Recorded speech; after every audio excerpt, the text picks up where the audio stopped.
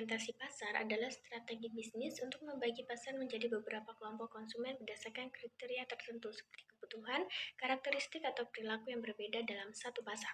Kriteria tersebut didapatkan dari proses pengidentifikasian dan analisis konsumen pada pasar produk. Yang kedua, apa tujuan segmentasi pasar? Tujuannya untuk menciptakan layanan pelanggan lebih baik, strategi pemasaran lebih efektif, pemanfaatan sumber daya secara optimal, bahan pertimbangan dalam merencanakan dan mengevaluasi target KPI bisnis, mengenal kompetitor, adaptif dalam perubahan pasar. Yang ketiga itu manfaat segmentasi pasar. Yang pertama, memiliki pesan pemasaran yang lebih kuat menarik pelanggan. Kedua, menyusun strategi marketing yang lebih efektif. Ketiga, mendatangkan lebih banyak pelanggan melalui strategi pemasaran. Keempat, meningkatkan branding bisnis dari pelanggan yang merasa puas. Kelima, meningkatkan keuntungan dari jumlah penjualan yang telah ditambah. Keenam, membantu mengembangkan produk lebih efektif. Jenis-jenis segmentasi pasar. Yang pertama, perilaku, psikografis, demografis, geografis, dan musiman. Keempat, syarat dalam menentukan segmentasi pasar. Yang pertama, terukur. Segmen pasar yang akan dipilih harus bisa diukur seperti puas, besar, dan daya beli konsumen. Kedua, terjangkau. Pilihlah segmen pasar yang bisa dijangkau oleh produk atau layanan bisnis. Ketiga, relatif besar. Buatlah segmen relatif besar sehingga peluang keuntungan yang didapat lebih besar. Keempat, berbeda. Harus bisa dibedakan segmen pasar satu dengan lainnya. Kelima, mampu dilaksanakan. Kemudian ada 6 cara menentukan segmentasi pasar. Yang pertama, evaluasi respon pasar. Kedua, menyusun strategi pemasaran. Ketiga, pelajari perilaku konsumen. Keempat, pahami kebutuhan konsumen. Kelima, tentukan target pasar. Target pasar. Apa itu target pasar? Adalah sekelompok pelanggan dengan demografi bersama yang telah diidentifikasi sebagai pembeli paling mungkin atau produk atau layanan suatu perusahaan. Bagaimana menentukan target pasar?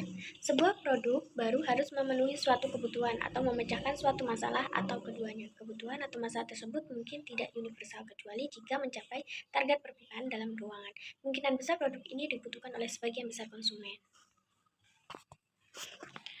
Kemudian, apa saja 4 target pasarnya? Yang pertama yaitu demografis. Ini adalah karakteristik utama yang menentukan target pasar. Kedua, geografis. Segmen ini semakin relevan di era globalisasi. Preferensi regional perlu diperhitungkan. Psikografis. Segmen ini melampaui dasar-dasar demografi untuk mempertimbangkan gaya hidup, sikap, minat, dan nilai-nilai. Kemudian ada perilaku. Ini adalah segmen yang mengandalkan penelitian terhadap keputusan pelanggan perusahaan saat ini. Apa contoh target pasar? Misalnya saja, diperkirakan terdapat 100 restoran di Indonesia. Jelas sekali restoran-restoran tersebut memiliki daya tarik yang sangat besar, namun kedai di pojokan mungkin paling menarik meskipun tidak sepenuhnya. Bagi konsumen yang lebih muda atau lebih sadar anggaran, sementara kedai kuno mungkin didominasi oleh orang-orang lanjut usia dan keluarga yang tinggal di lingkungan tersebut. Sementara itu, tempat baru di ujung jalan mungkin melayani kelompok kelas atas dan sadar tren yang akan melakukan perjalanan jauh untuk menikmati menu inovatif restoran. Kemudian, mengapa target pasar penting? Bagian dari keberhasilan menjual barang atau jasa adalah mengetahui siapa yang akan tertarik dan siapa yang pada akhirnya akan membelinya. Basis penggunaannya dapat tumbuh seiring waktu melalui pemasaran tambahan, periklanan, dan promosi dari mulut ke mulut. Posisi pasar. Posisi pasar adalah kemampuan perusahaan untuk mempengaruhi persepsi pelanggan terkait produk mereka yang serupa dengan milik kompetitor.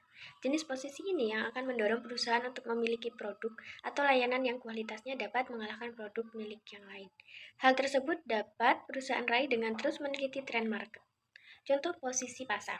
Pasar pada produk berbentuk barang seperti Lifebuoy menyatakan produknya sebagai sebuah sabun kesehatan. Maka dari itu Lifebuoy sekarang membangun citra pada konsumen bahwa sabun Lifebuoy memang untuk menjaga kesehatan. Citra posisi pasar yang dibangun inilah yang akan membuat konsumen tetap menggunakan sabun Lifebuoy. Berikut terdapat beberapa fungsi dari posisi pasar, antara lain untuk meningkatkan angka penjualan produk, membantu menentukan target market yang lebih jelas, membantu perusahaan dalam memahami kebutuhan pelanggan, perusahaan menjadi lebih kritis dalam mengambil suatu keputusan.